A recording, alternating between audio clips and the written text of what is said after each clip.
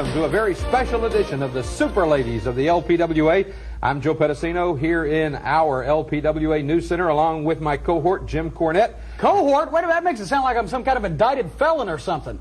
Well, there have been rumors out of Louisville, but we'll talk about that later. Right now, what we want to talk about are the three special editions of the Super Ladies coming up: the good, the bad, and the champions. That's right, we're in the first week of a three-part look at all the top ladies in the LPWA, the good, the bad, and the champions. Like you said, the title picture, we're going to be making special announcements about what you're going to see from the LPWA coming up in the very near future. A lot of big things going on, not only here, but all around the world. Well, speaking of around the world, the reason for these special shows is because all of the LPWA lady wrestlers are on a worldwide tour. And they didn't invite me. Well, very strange, isn't that, Jim? I can't figure it out. Half of the ladies are over in Europe, and the other half are in the Pacific Rim over in Japan. They told me I could go to Guatemala.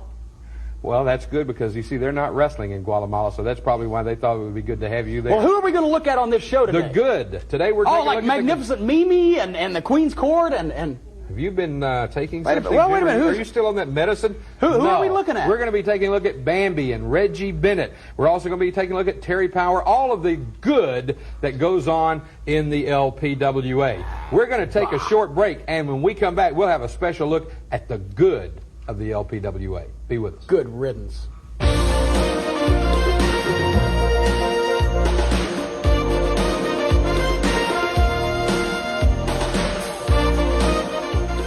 Well, fans, we saw just a couple of minutes ago the rankings in the LPWA, and as you can see, the ladies are moving up and down in that top 10, and that's going to be very important. Did you see Bambi? Bambi is ranked in the top contenders in the LPWA. Well, she should be. No, she shouldn't be. Yes, I think she should be. She couldn't beat anybody. Anybody that Bambi could beat ain't worth nothing. Well, I think Mimi might have something to say about that. That's right, because I heard that in the next couple of weeks here on LPWA television, as soon as they get back from that worldwide tour, Bambi gets her long-awaited rematch with Magnificent Mimi. You know, Mimi injured her not too long ago. Well, as a matter of fact, it's been quite a while ago, and Bambi has been wanting to get revenge ever since. I think Mimi is going to take Bambi apart when that match takes place. Friend, you are still on that Don't medicine. call me your friend. Yeah, you obviously... That's not been established yet. You still are obviously on that medicine, because if you think Bambi is going to sit there and let Mimi take her apart, you are sadly mistaken. It is just not going to happen. As a matter why don't you call Bambi up on the phone? I know you do it all the time with Terry Power. Call Bambi up and see what she thinks about the whole thing. Well, let me tell you what we've got coming up now. We're going to take a look at a segment of Bambi on the road. This is from the early days of the LPWA. Ken Resnick at that time was interviewing some of the ladies out on the road. Used to be in wrestling? Used to be, yeah. And right now, though, we're going to see that. Then we're going to see Bambi and Candy Divine. No pushover. We're going to see that match coming up. And then we'll also be talking about how you can talk to Bambi by calling 1-900-456-LPWA. Take a look, though, at Bambi. Can't wait to see Candy Divine either. You know, Candy is dandy. Hi, I'm Ken Resnick, and today, believe me, we are really on the road in the LPWA. But with me is Bambi, and Bambi, this is about as fitting a setting as I could think of, one coming out of Stone Mountain, Georgia. But first question, I want to know, is that smile of yours chiseled on? I don't think I've ever seen you without it. Well, I'm happy. I'm happy to be here, and it's a beautiful day, and this is my kind of setting because this is where I'm from, the country, and I love it. You know, Bambi, we kind of call you the country girl, but all kidding aside, you come out of Stone Mountain, Georgia. What was it like growing up in the South?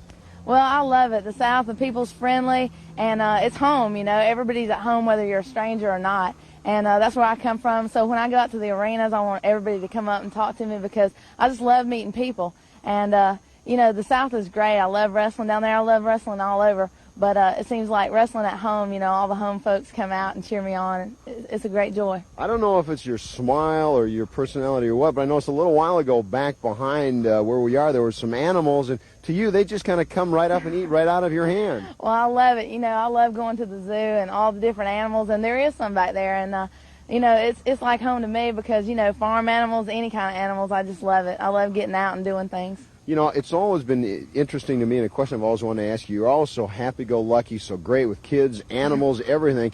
How did you get into professional wrestling? I mean, pro wrestling is a very violent sport.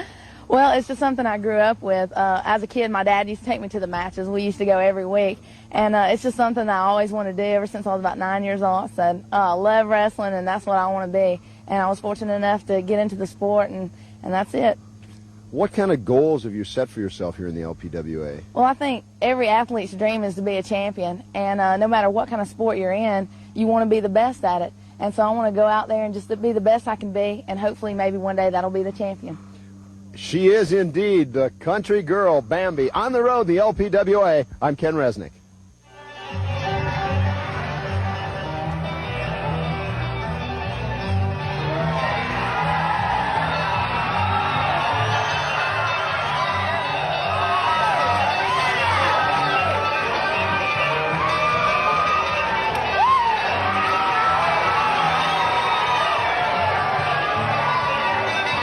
This bout is scheduled for one fall. Introducing first from Nashville, Tennessee, weighing 132 pounds, Candy Divine. And her opponent this evening from Stone Mountain, Georgia, weighing 138 pounds, Bambi. Oh, no, Joe.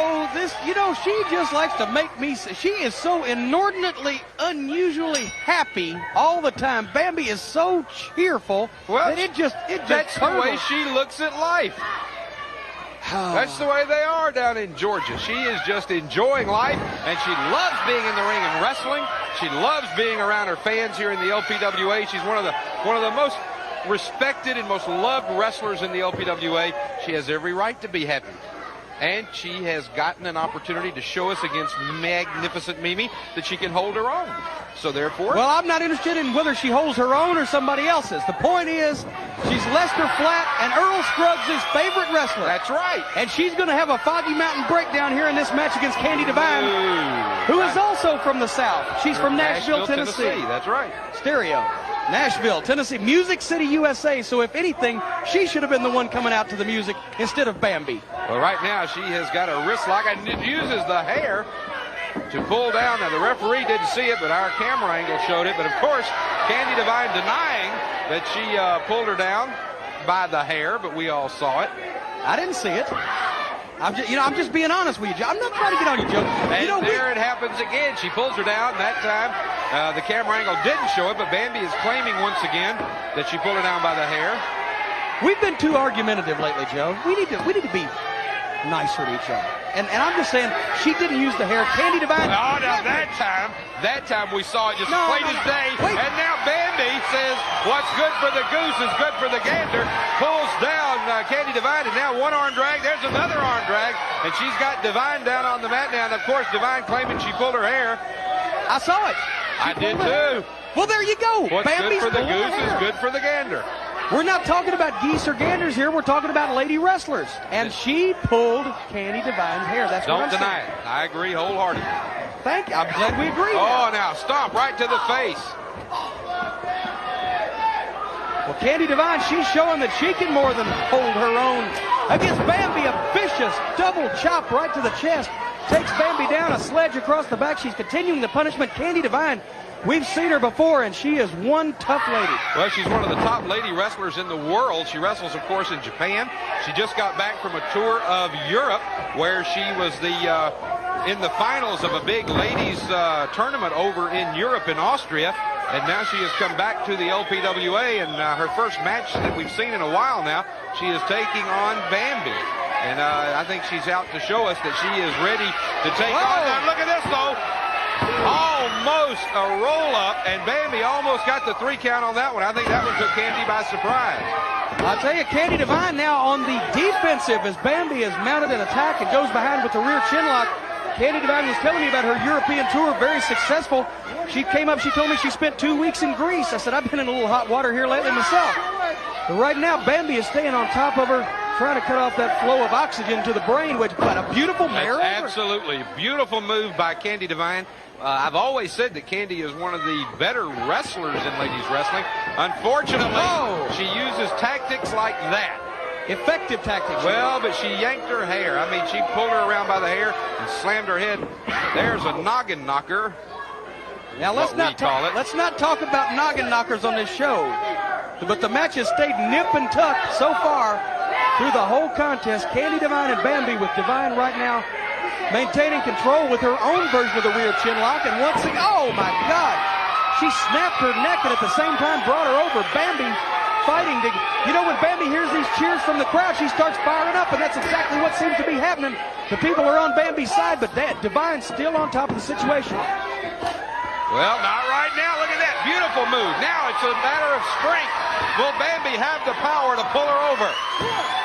She gets her over, but Candy Divine able to slip out, so she gets out of that pinning situation. But I think she has got Bambi a little bit. Well, we said miffed a while ago. I think everybody is miffed today. Oh, point of the elbow right to the sternum. That should have been investigated by the referee. Count of 2, but Divine powers out.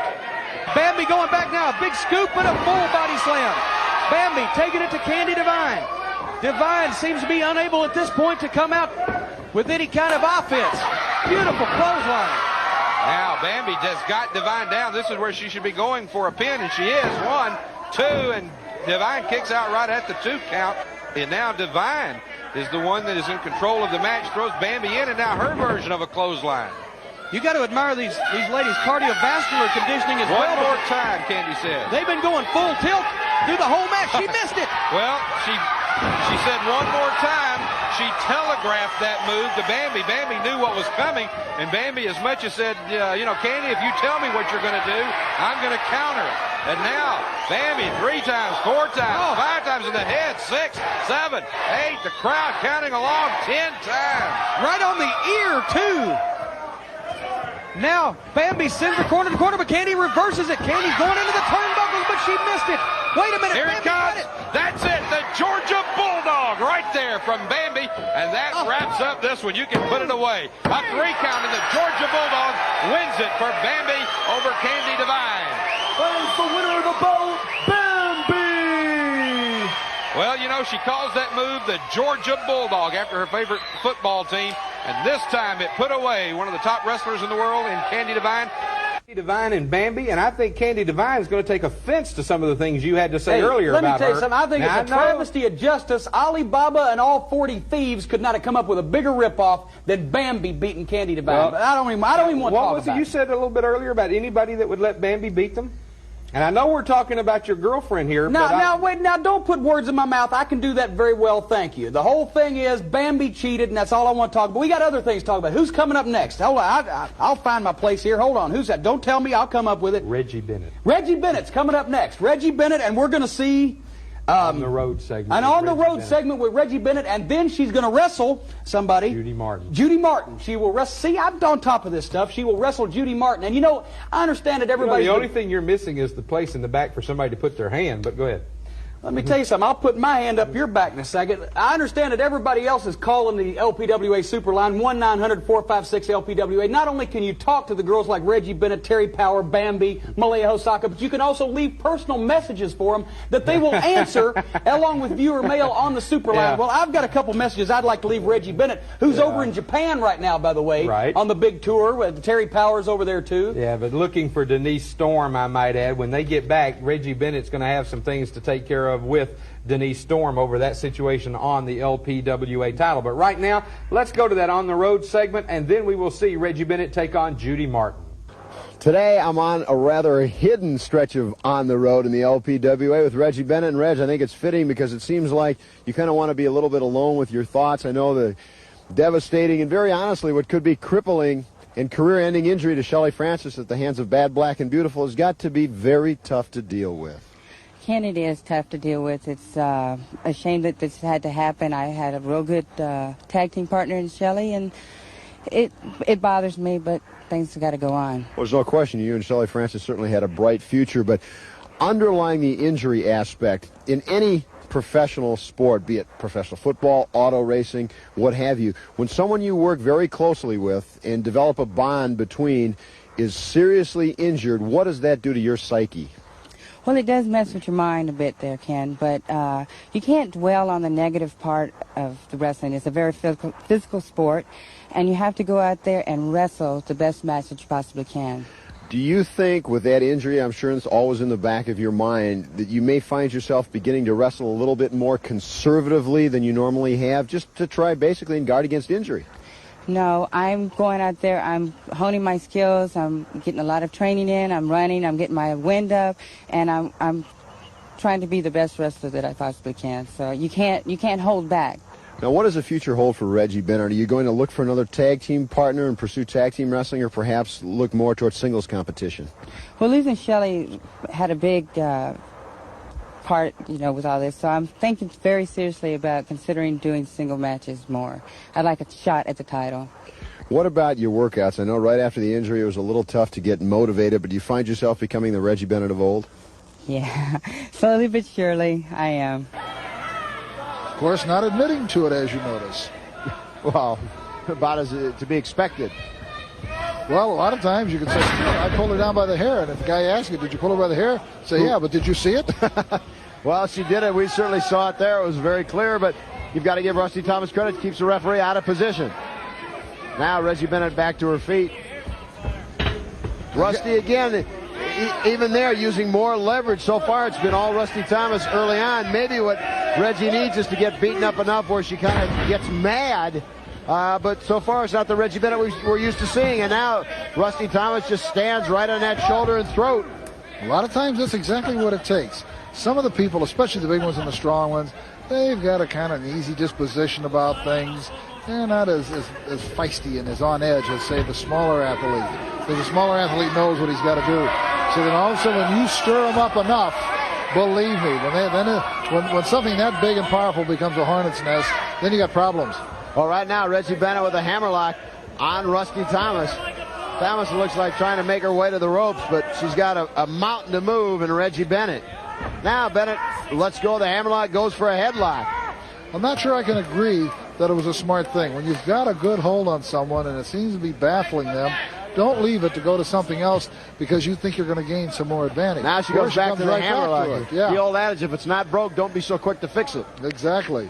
She must have heard us. Figured I better get back to where I was going, but now she goes, let's see, Nick Bockwinkel was world champion 4 times. I better pay attention to him. But there, that leverage, she got a little too far forward, and Rusty Thomas was able to whip her over and gain a count of 1.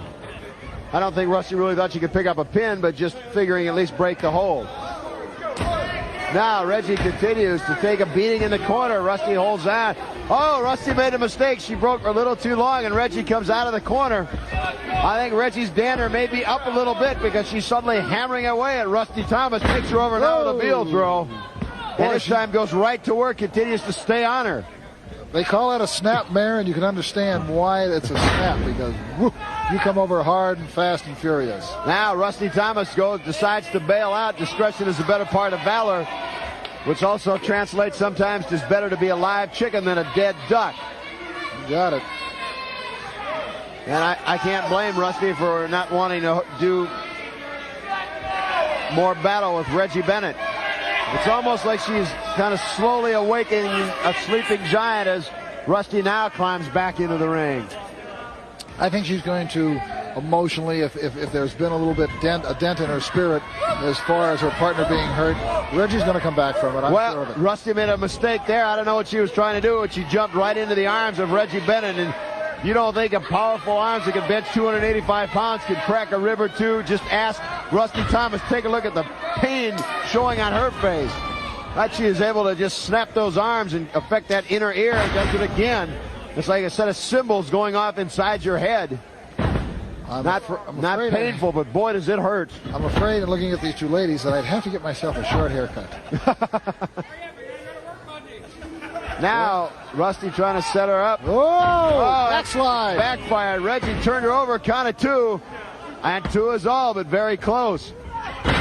Rusty now going, picks up her toe hold and takes her down. Now drapes that lower leg across the bottom rope. Standing right on it. Boy, that can hyperextend the knee if she's not careful the way she comes down on it. Just the pain on the side of the ankle is enough, regardless of what happens to the knee. I can tell you from experience. Rusty holds on. Now splitting up, going right to the work on the hamstring area of Reggie Bennett. I'd have to say so far in this one, Rusty Thomas has had much the better of it for the most part. Yes, she has. And I think for whatever reason, it's what we talked about earlier in the match. And that is that Reggie Bennett's spirit seems to be down a little. It really does. And now Reggie with a powerful body scissors on Rusty Thomas, and she's got just as much strength in those legs as she does in that upper body. You can see, look at the power in her arms and her upper body as well, and she's probably got the strongest set of legs in the LPWA. Certainly the strongest set of arms. benching too close to 300 pounds. You look at who's Terry Power. Terry Power, yes. I mean, you know, it might be a contest between the two of them. And right now, Reggie Bennett with a full Nelson on Rusty Thomas, and that's got to be putting some pressure on that back vertebrae with the tremendous strength Reggie has in that upper body. Referee checking. Rusty Thomas not about to submit. Trying now to hook her around, and is able to do so, and comes right down with a toe hold. Nice move by Rusty Thomas. One of the things you're seeing here is what is the chess game of wrestling. And then for every move, for every hold, there's something that'll counter it. And I mean, here we were looking at basically almost a full Nelson, and then all of a sudden we looked at what legs came into play and eradicated the arms. And Reggie snaps her over. Good suplex. Now goes for a cover splash, just a count of about 1.5. And Rusty Thomas decides to bail out once again. Absolutely. I mean, and there's nothing wrong with that. See, the people are booing, but what you got to understand, when a quarterback on Sunday runs to the sidelines, they call it smart football. Yep. So I'm not quite sure why they want to boo this person. Well, I have to say the crowd is behind Reggie Bennett no matter what. No matter what Rusty Thomas did, I think she'd be the brunt of the bruise here. So that in Philadelphia, let's say that Montana will be booed for running onto the sidelines. I guarantee he'll be booed for hitting Roger Craig with a long one. That I can tell you. Okay. And now Reggie Bennett with a toe hold. Count of 1 as Rusty Thomas just drops her shoulders, enduring the pain. Making the ankle longer. She shouldn't really complain. She may be taller. Oh, this is nice too. You know, right to the very back. You can see the pressure from the arm right on the shin bone and the hyperextension of that calf. You won't have to worry about shin splints, and that calf is stretched out that way. Oh, no. I must have been a little bit insane. I allowed myself to go through this. Yeah, but all you have to do, any question, just check your bank account. Well, that might be true, but then I have to go to the doctor as much as I do the bank. Reggie again holding on to that leg. But I know 4 times wearing that belt around your waist, emblematic of the world's heavyweight champion, probably made some of the pain go away. As handful of hair, not legal, but it's certainly effective. As Rusty Thomas now hammers away at the back of Reggie Bennett. Reggie fighting her way to her feet. Ooh. Hammering away at Rusty Thomas. Rusty throws a punch like a man. And the girls, pound for pound, I think, put more into it than the men. Oh, did she snap that head back? Timid on the part of Thomas coming off the ropes. I'm not quite sure she had decided in her mind what she wanted to do or which way she wanted to go, and it didn't help her in the least. Not running into a woman that's bigger than you are. And scoop slam by Reggie Bennett. Up splash. Count of 1, count of 2, and Rusty is able to kick her off at the count of 2. Rusty used all that weight to get up into the air and come down on her and really knock the air out of her.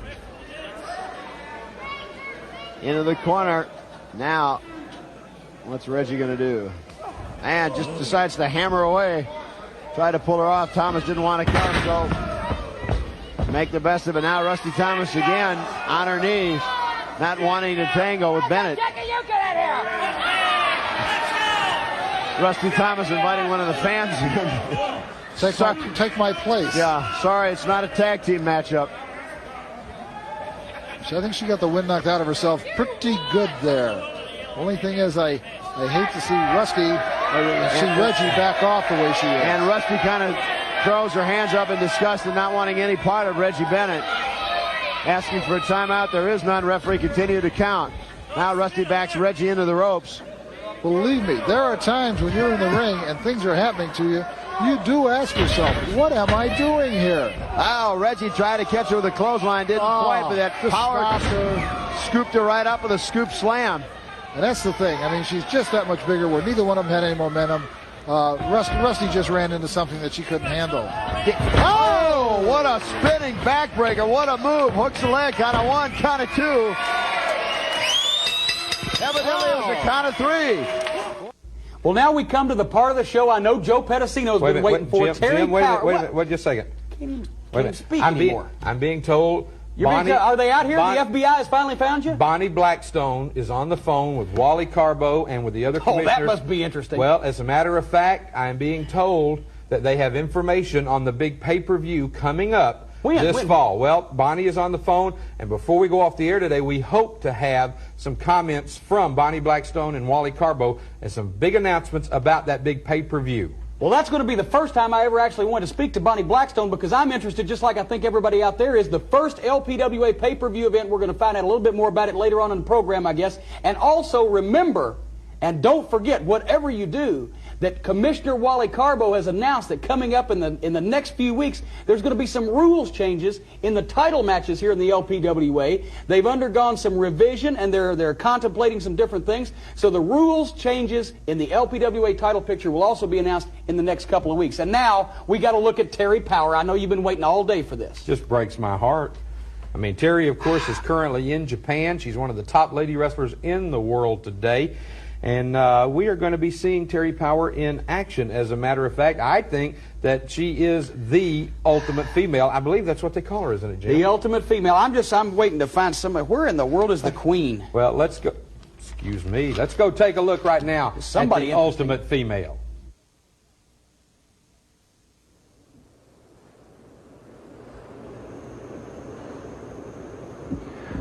Terry, isn't this a little unusual? You've got a big match coming up in all just about 35 minutes, and here you are still working out in the gym. I believe, Ken, that, you know, what you put into things is exactly what you get out of them. So I want to be the best I can be out there. Terry, how did you get into bodybuilding in the first place?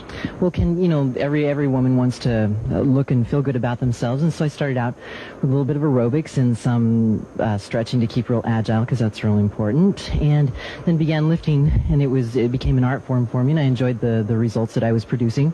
Well, I think everyone will agree the results are nothing short of awesome, if you will. Now, Terry, how did someone with your looks, your brains, your personality get into professional wrestling? Well, I watched it when I was a little girl, and I was in awe of the women. There weren't that many at the time, but I used to love to watch them wrestle, and I hope that when I became older, I could have something to contribute to the sport. Terry, have you set any short-range goals for yourself here in the LPWA? Well, right now, my goal is each time I step in the ring to get a little bit better, to remember a little more, and to become better at what I do in there. Terry, how about long-range goal? Long-range goal? I think that strap around Susan Sexton's waist is looking real good. A very admirable goal indeed. With Terry Power, I'm Ken Resnick on the road here in the LPWA. We'll be back.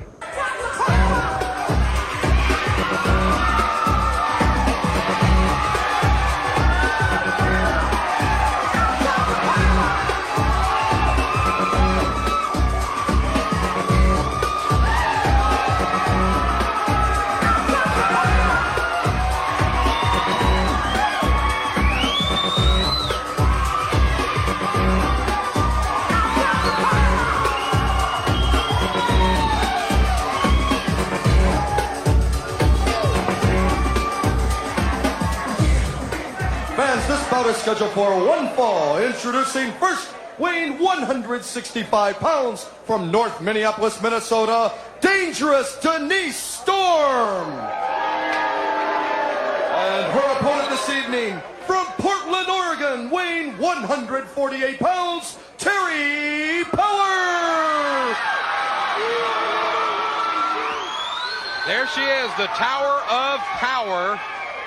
Taking on, and a lady whose name I will never forget, Denise Storm. Well, if we can just delay for maybe a moment or two your excessive lusting after Terry Power, I want to make note that Denise Storm, we have heard so much about this young lady. She is a tremendous wrestler, a tremendous athlete. Look at her, and also has a tremendous attitude as well. She is going to take Terry Power to the limit, and I think, as you can see from the size and the way that Denise Storm is built, that we may have found a match for the powerhouse of the LPWA, Terry Power. Well, Denise seems to be very confident at this point, I will say that. She's not conceited, she's just convinced. And she's convinced that she can take Terry Power. She's got good height, she's got a good physique, and she has dumped Terry Power with 2 big body slams so far, and now telling the people here in Laughlin, Nevada, just exactly what else she's going to do to the powerhouse. Would you quit drooling and dribbling, please, Joe? I'm afraid you get in our TV equipment. You'll electrocute us.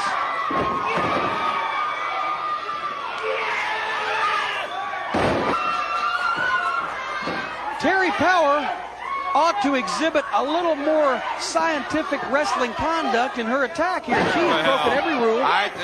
Give me a break, James. All right, what would you like? Watching the same match? What would you like broken? Your arms, your legs? What? No, come on, Joe. I'm being serious. Man, Terry Power's taking advantage of this situation. She's taking advantage of having the superior strength. She has not done illegal moves unless it has been in retaliation. Denise Storm is the one that has been using all of the tactics, like right there, using the hair, pulling her hair back right in front of the referee. 2 wrongs don't make a right. Now, suppose Terry Power was out there. Yeah, see, a rake of the eyes. Suppose Terry Power was out at the airport.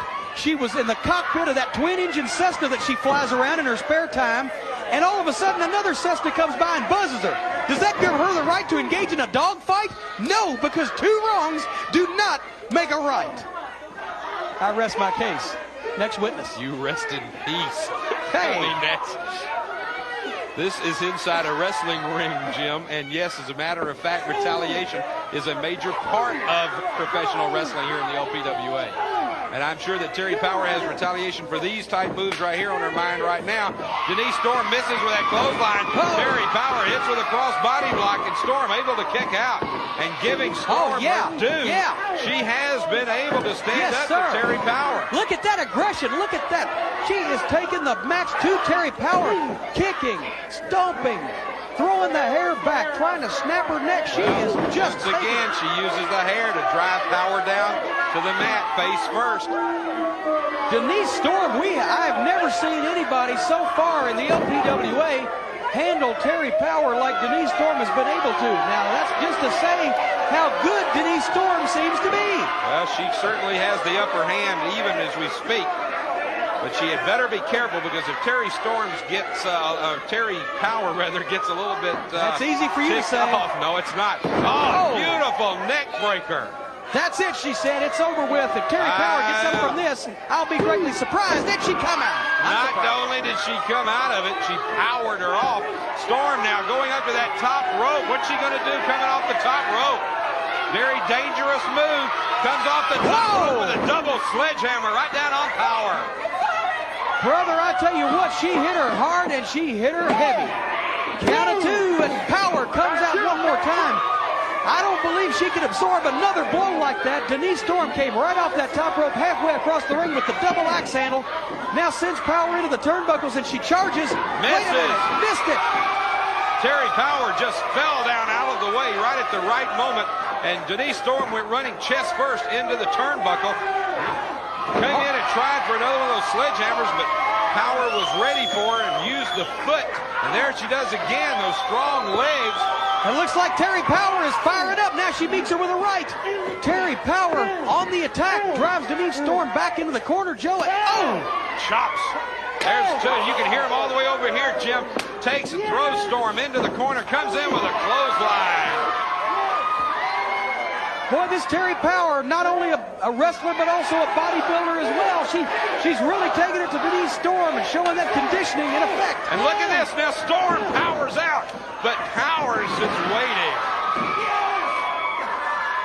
Denise Storm tried a very good move, tried a reverse spine breaker, but it did not work. And now Powers with a power slam.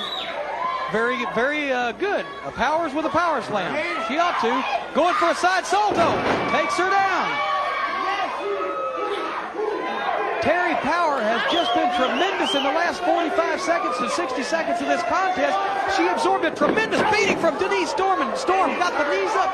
Don't think that Terry caught the full brunt of the knees. No, I think she was able to move down, but it was able to stop her. But now here goes Denise Storm up to that top rope again. She comes down with those axe handles again, and shook the ropes. Power, she was up there, and Terry Power shook the ropes, causing Storm to fall, and here it comes. Here's the power play.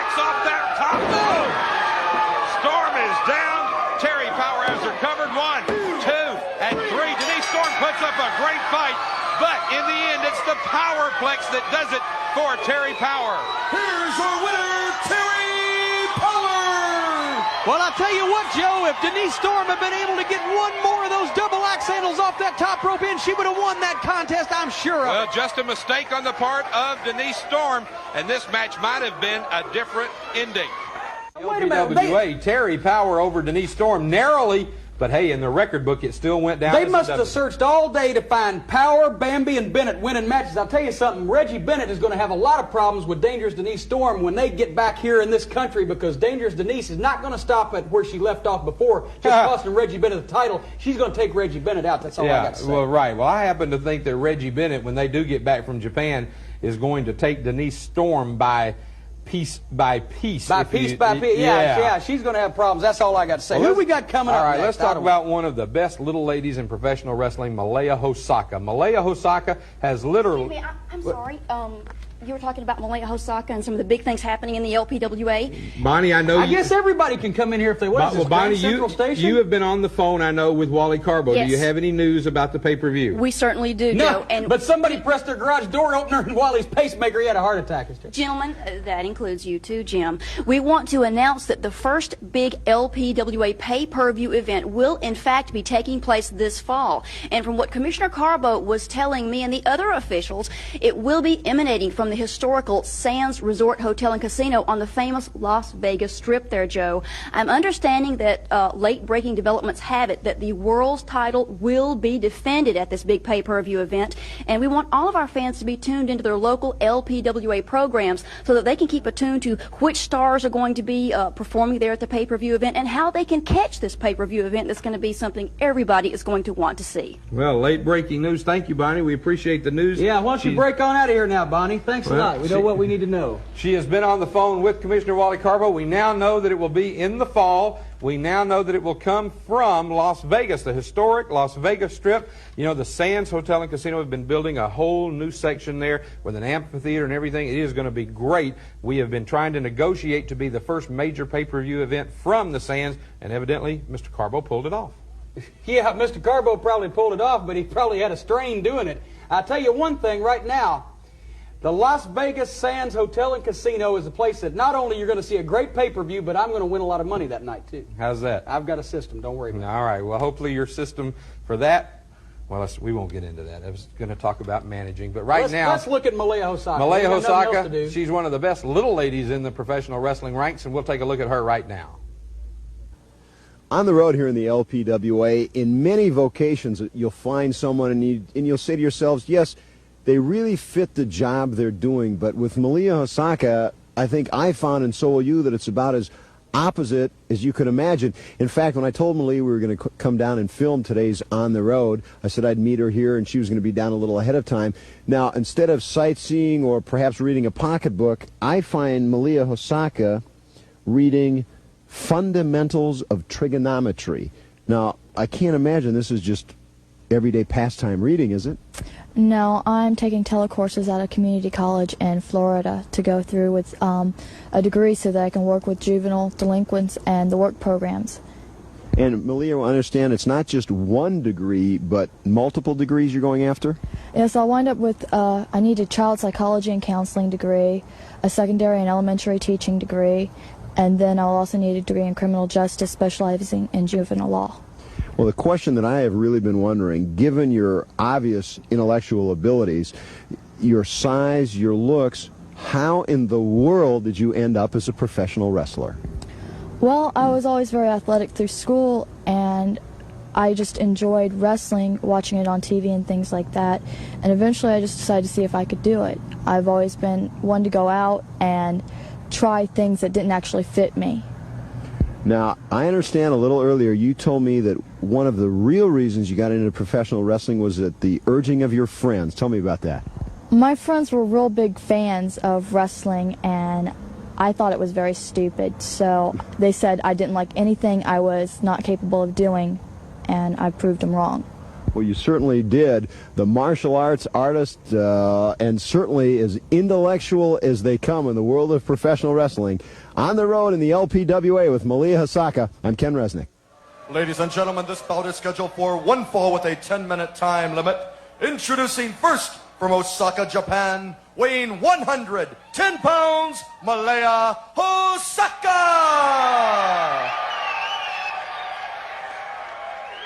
Her opponent this evening from Mexico, weighing 148 pounds, Alma Alvarez.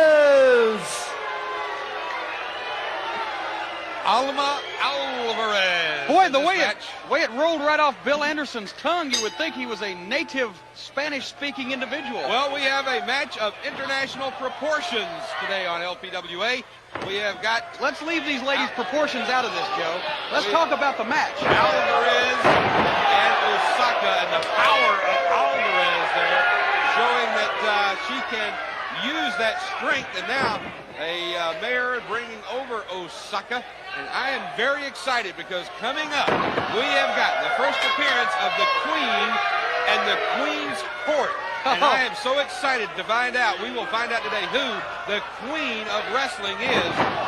Beautiful powerbomb by Alvarez. And now she's trying to get the crowd to go along with her. They're not too happy. The crowd here seems to be behind Osaka. You know, that was a Japanese move, a Japanese style move, and it was done by the Mexican lady.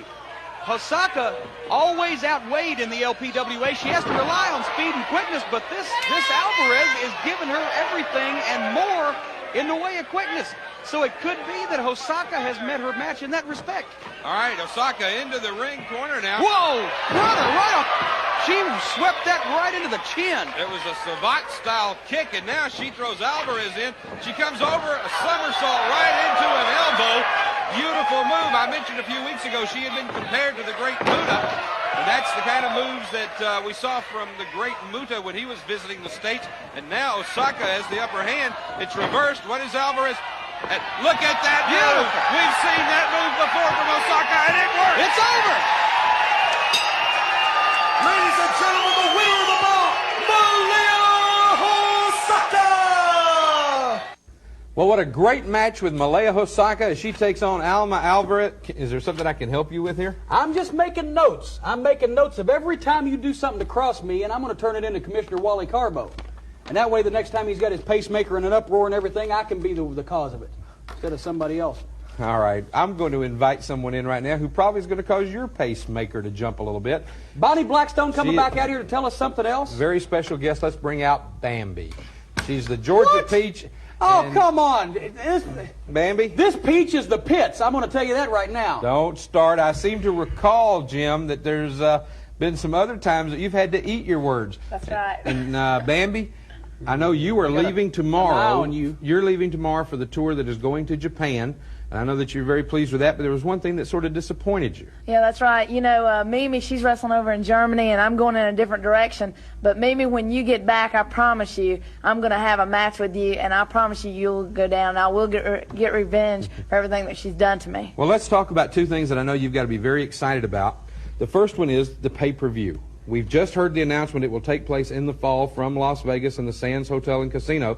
And I know that you, I'm sure, are going to be negotiating to be on that pay-per-view. That's right. You know, and I heard Bonnie say earlier that the title, the World's Champion title would be up. And, you know, I'd love to get my chance. I don't know who they're going to pick, but, you know, I'd love to go up against Lady X again because it was a close match last time. And, you know, it's going to be great, a pay-per-view. I can't wait. I'm excited. Well, one more thing I wanted to ask you about is I understand there is word out on the streets, you might say. Yeah, word's out on the street about her, I'll guarantee you that. That you are going to be featured in a new home video from the LPWA. That's right. You know, it's coming out real soon. It's called Hi Y'all, I'm Bambi, and I just can't wait. You know, my mom and dad, they're all excited about it. And what about all the critters? What about all the critters back home on the ranch? Let me ask you one question.